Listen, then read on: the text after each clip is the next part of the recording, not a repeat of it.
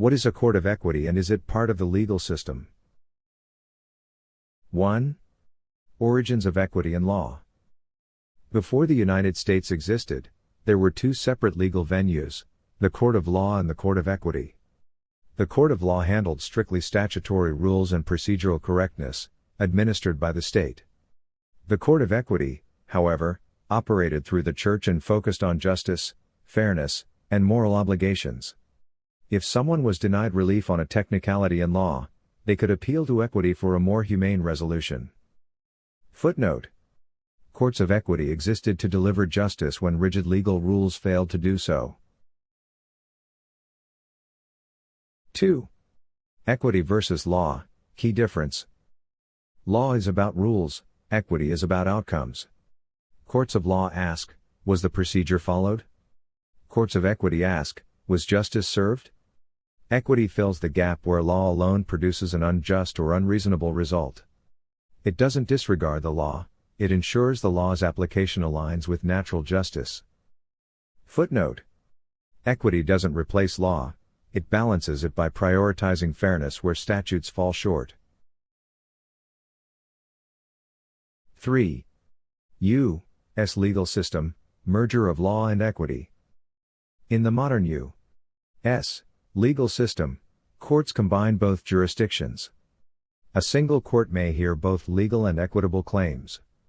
This merger allows a judge to issue both damages, law, and injunctive relief or specific performance, equity, in the same case. Equity lives on, not as a separate court, but as a type of authority judges may invoke when justice demands it. Footnote: U.S. courts today are hybrid systems that wield both legal and equitable powers. 4. Example: a federal judge and an equitable ruling. A federal judge, appointed under Article 3 of the Constitution, once issued a ruling in a high-profile case that defied statutory norms.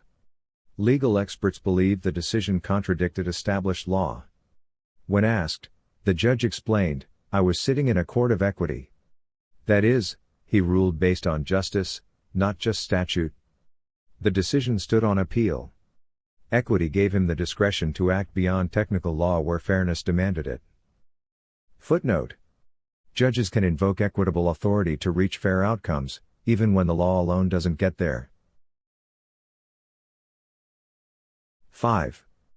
Practical lesson: appeal to mind and heart. In litigation, winning on technical grounds may not be enough. A good litigator appeals to both the mind, logic, evidence, procedure, and the heart, morality, fairness, justice. Courts and juries are made of people. A case rooted in justice is more persuasive, more defensible, and more likely to hold up under scrutiny. Footnote: Great legal arguments combine technical correctness with emotional and ethical resonance. 6. Conclusion: equity is very much alive. Today, equity remains a foundational part of the legal system. Though no longer housed in separate courts, equitable principles still govern decisions involving fairness, fiduciary duties, trusts, injunctions, and more. Judges are empowered, when appropriate, to bypass rigid legal outcomes and deliver justice where it's otherwise denied.